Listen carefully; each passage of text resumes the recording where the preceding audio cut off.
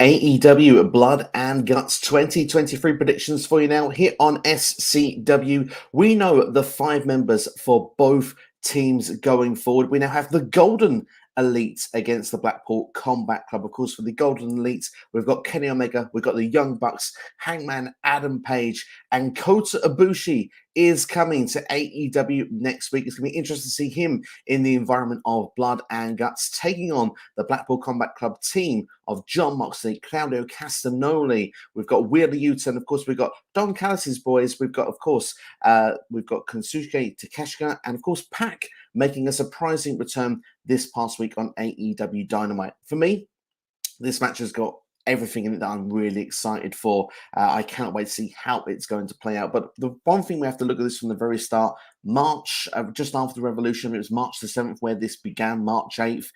This has been going for a long time with the BCC and with the Elite. For me, it is time for things to finish. We need that to close off. Obviously, the beatdowns have been going on with Moxley taking out the likes of the Young Bucks, taking out Kenny Omega, taking out Hangman Adam Page. It's been going on for quite a long time. So for that part of the rivalry, it needs to finish. But the interesting note for me is Don Callis. I think he's going to be an interesting player when it comes to this match. Is he going to get involved in some way? I expect he'll get himself involved in the cage, no doubt. But for me personally, we look what could be the fallout of this. PAC returning last week, wanting to get revenge on Kenny Omega. What is that going to lead to? Will lead to future matches going forward. The same with Takeshita. Obviously, will that lead to a program? He's certainly in for a big push in AEW. It's going to be exciting to see how it will go down. But just before I give a prediction, I want to say a big shout out to Eric Douglas, who's already made a shout in the comments. Hope you're doing well. Of course, you can share your predictions for Blood and Guts here as well, doing this live. But I want to give my take quickly on the 5th members that have been announced for this match. First off, Kota Ibushi. If you've been a long time follower of this channel, you know I said that from the very start. I thought that this would lead to Blood and Guts. I thought that Ibushi would come in. I actually double-checked the live stream. I said it onwards from March the 9th. So quite fun that it's actually played out over these last few months, and Ibushi is finally coming into AEW.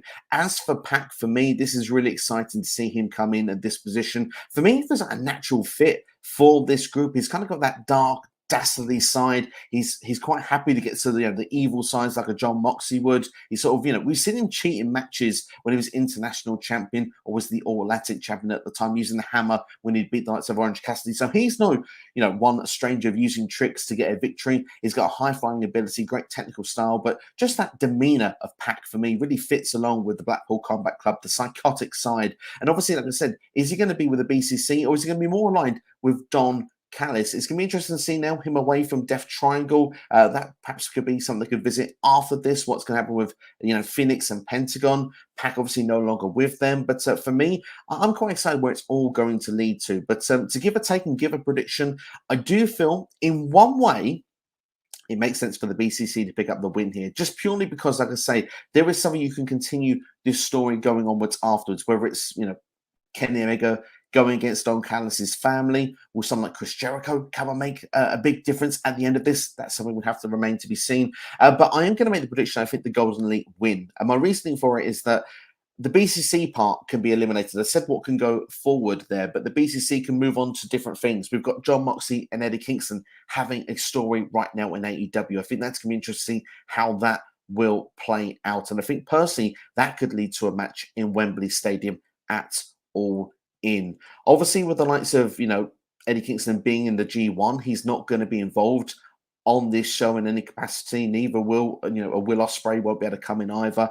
Still wouldn't be surprised to see the trilogy at Wembley with Kenny Omega, but certainly PAC versus Kenny Omega could be a possibility after last night. I'd be surprised if that match is not rerun again, because PAC has got history. He said that he wanted revenge for that broken nose in the Best of 7 series. They had one of the first rivalries in AEW as well, one of the most personal rivalries. Of course, I believe it was All Out, if I'm not mistaken, on the first year in 2019 that PAC actually defeated Kenny Omega, which was the second match on that show, believe it or not. And they went on to have a series of matches, including a 30-minute Iron Man match, still regarded as one of the best matches in AEW Dynamite history. So for me, if they were to tangle again, I personally would be all for it. But for me, I'm going to give that prediction in. I'm going to say I think the Golden Elite win. It's Kota Ibushi's first appearance in AEW. For me, I just don't see him losing. He's a very exciting talent. I've seen some great matches of him over the years, of course. In WWE, part of the Cruiserweight Classic, of course, having the great match with Cedric Alexander. I've seen him have a few tussles in Wrestle Kingdom as well, with the likes of Will Ospreay, I believe as well, Jay White at the time, and Naito and Okada. He's faced all the great ones over there, as well as seeing a little bit of Golden Lovers action in Japan before Kenny Omega left as well. So for me, this is a great fit. The Golden Elite makes the most sense as a five-some. It's a shame we do not have Danielson involved in this. I think that potentially we could have got Omega versus Danielson further down the line again, but hey, we'll just have to be a bit more patient for that. But for me, PAC makes a lot of sense. He's got a good aerial ability. He adds a different dynamic to the Blackpool Combat Club side. For me personally, I'm really excited for this match. And as I say, I do think the Golden Elite will pick up the W.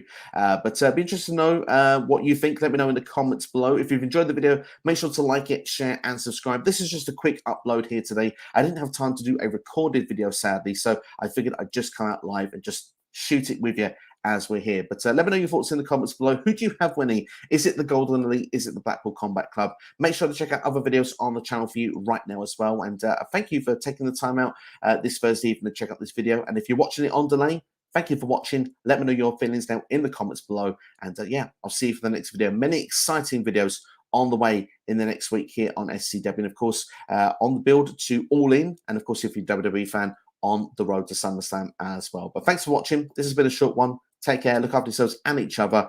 I've got the Golden Elite. Who do you see winning in Blood and Guts?